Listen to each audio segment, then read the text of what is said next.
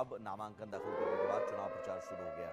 और इस वक्त एक बड़ी खबर, दिल्ली चुनाव के लिए बीजेपी का मैनिफेस्टो भी जारी हो गया है। बीजेपी ने संकल्प पत्र के नाम से घोषणा पत्र जारी किया है, मैनिफेस्टो जारी किया है संकल्प पत्र के नाम से। और जेपी नड्डा जो कि बीजेपी के राष्ट्रीय अध्यक्ष हैं, उन्होंने ये संकल्प पत्र जारी किया है। इसमें कई सारी सौगातें हैं। दिल्ली की महिलाओं को 2500 रुपये महीना देंगे, ये घोषणा की गई। पहली कैबिनेट की मीटिंग में ही ये प्रस्ताव पास होगा। महिलाओं को 2500 रुपये देने के प्रस्ताव को पहली कैबिनेट की मीटिंग में ही पास किया जाएगा। होली दिवाली पर एक सिलेंडर मुफ्त मिलेगा। मातृत्व योजना के तहत गर्भवती महिला को 30,000 रुपये देंगे। आयुष्मान भारत योजना दिल्ली में भी लागू करेंगे, जो अब तक लागू नहीं हुई है। 5 लाख रुपए का एडिशनल हेल्थ कवर देंगे। तो बीजेपी की तरफ से भी वही तमाम लोक लुभावनी योजनाएं, आम आदमी पार्टी की तरफ से भी लोक लुभावनी योजनाएं, कांग्रेस ने भी इससे पहले घोषणा पत्र जारी कर महिलाओं को लुभाने की कोशिश की। खासतौर पर महिलाओं और जो गरीबों को फोकस करके सभी अपना घोषणा पत्र ला रहे हैं, जिसमें मुफ्त योजनाओं का जो अंबार है और मुफ्त योजनाओं के जरिए वोटरों को अपने पाले में लाने की कोशिश है। विकसित दिल्ली की नींव का ये मैनिफेस्टो है, जेपी नड्डा ने कहा। और महिलाओं का सशक्तिकरण हमारी प्राथमिकता। और वहीं आम आदमी पार्टी पर भी उन्होंने करारा वार किया। आम आदमी पार्टी को लेकर उन्होंने कहा कि ये जितनी भी मोहल्ला क्लिनिक की योजना है या और भी कोई योजना, सिर्फ और सिर्फ भ्रष्टाचार की योजना बनकर रह गई। हम महिलाओं को न सिर्फ सशक्त करेंगे, बल्कि 2500 रुपये जो राशि है वो देंगे। साथ ही साथ झुग्गियों में एक बड़ी योजना, उन्होंने कहा कि झुग्गियों में हम 5 रुपए में भरपेट भोजन खिलाने के लिए अटल कैंटीन योजना की शुरुआत करेंगे। समाज के हर वर्ग पर हमारा फोकस। केजरीवाल की आपदा सरकार जन विरोधी है। इस मौके पर उन्होंने केजरीवाल पर भी, अरविंद केजरीवाल पर भी पलटवार किया। हालांकि अभी आतिशी सरकार है, लेकिन अरविंद केजरीवाल रहे हैं लगातार मुख्यमंत्री, और उनकी सरकार को जन विरोधी सरकार बताते हुए कहा कि जो भी काम है जन विरोधी काम, आयुष्मान योजना को लागू नहीं होने दिया। हम महिलाओं को 2500 रुपये महीना देंगे, साथ ही साथ गर्भवती महिलाओं का भी ख्याल रखेंगे, उन्हें भी हम एक राशि मुहैया कराएंगे। न्यूट्रिशनल पैक उन्हें देंगे, जो खाने पीने के सामान हैं। बीजेपी के राष्ट्रीय अध्यक्ष जेपी नड्डा ने मैनिफेस्टो जारी करते हुए ऐलान किया है कि ये सारी जो योजनाएं हैं, उन योजनाओं को हम लागू करेंगे और महिलाओं के हर महीने 2500 रुपये देंगे। और पहली कैबिनेट की मीटिंग में ही प्रस्ताव पास होगा। सुनिए। विमेन एम्पावरमेंट में मैटरनिटी लीव को 12 वीक से बढ़ा करके 26 वीक किया है। और मैं आपसे ये जरूर कहना चाहूंगा कि मैंने बहुत जल्दी में बोल दिया 12 सप्ताह से 26 सप्ताह, लेकिन this is not an ordinary decision. ये मातृशक्ति को और आने वाले जनरेशन को कितना बड़ा चेंज देता है, ये पॉलिसी इंटरवेंशन, इस बात को हमको समझना चाहिए। और उसी तरीके से अभी हम लोगों ने तय किया है कि हम भारतीय जनता पार्टी के संकल्प में इस बात को जोड़ते हैं कि महिला समृद्धि योजना के तहत प्रति माह 2500 रुपये महिलाओं को दिया जाएगा। और पहली कैबिनेट मीटिंग में महिला समृद्धि योजना फर्स्ट कैबिनेट मीटिंग में पारित किया जाएगा और दिल्ली की महिलाओं को 2500 रुपये प्रति माह देने का संकल्प भारतीय जनता पार्टी लेती है। मेहंदी गर्ग जुड़ी हुई है हमारे संवाददाता। मेहंदी, तमाम योजनाएं जो मुफ्त की योजनाएं जो आम आदमी पार्टी भी लेकर आई, कांग्रेस भी लेकर आई और बीजेपी के संकल्प पत्र में भी वही नजर आया, लेकिन एक बात कॉमन है, महिलाओं पर सभी पार्टियों ने फोकस रखा है। और महाराष्ट्र में जैसे हमने देखा कि महिलाएं जो हैं, या फिर मध्य प्रदेश में, बिहार में भी, झारखंड में भी मैया सम्मान योजना, हर चुनाव में महिलाएं गेम चेंजर के तौर पर आ रही हैं उभर कर। और दिल्ली विधानसभा चुनाव में भी ऐसा लग रहा है कि महिला वोटर ही तय करेंगे सरकार किसकी बनेगी।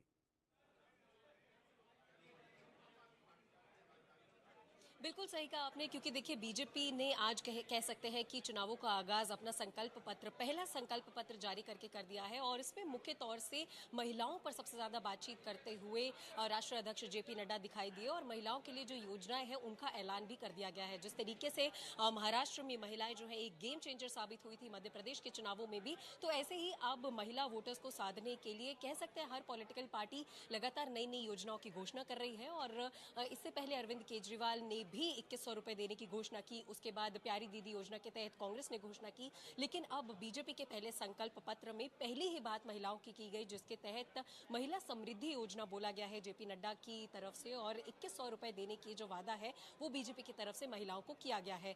साथ ही साथ सिर्फ यही नहीं, मैटरनिटी लीव को लेकर भी बीजेपी के संकल्प पत्र में एक बात लिखी गई है कि जो ये मैटरनिटी लीव है वो भी 26 सप्ताह तक बढ़ा दी जाएगी। साथ ही साथ प्रेग्नेंट औरतों को भी जो वेतन है वो दिया जाएगा। तो कह सकते हैं साफ तौर पर कि महिला जो है वो बहुत एक बिंदु का केंद्र है सभी पॉलिटिकल पार्टीज के लिए, क्योंकि बीजेपी का पहला संकल्प पत्र आया है और उसमें भी जो पहली बात की गई वो महिलाओं के लिए ही की गई। तो ऐसे में अब 2100 रुपए देने की जो वादे है वो भी महिला सम्मान योजना के तहत बीजेपी ने भी कर दिया है। साथ ही साथ अगर दूसरी योजनाओं की बात की जाए तो जेपी नड्डा का ये भी कहना था कि मातृशक्ति को प्रदर्शन करने के लिए जो न्यूट्रिशन किट है वो भी दी जाएंगी महिलाओं को। साथ ही साथ 21,000 रुपए जो है प्रेग्नेंट महिलाओं को दिया जाएगा। इस बात की घोषणा जो है वो भी बीजेपी के पहले संकल्प पत्र में की गई है। साथ ही साथ महिलाओं के बाद जो दूसरा केंद्र बिंदु बीजेपी की तरफ से बताया गया है संकल्प पत्र में वो रहा स्वास्थ्य का केंद्र, क्योंकि लगातार बीजेपी आयुष्मान भारत योजना को लेकर आम आदमी पार्टी और केजरीवाल सरकार पर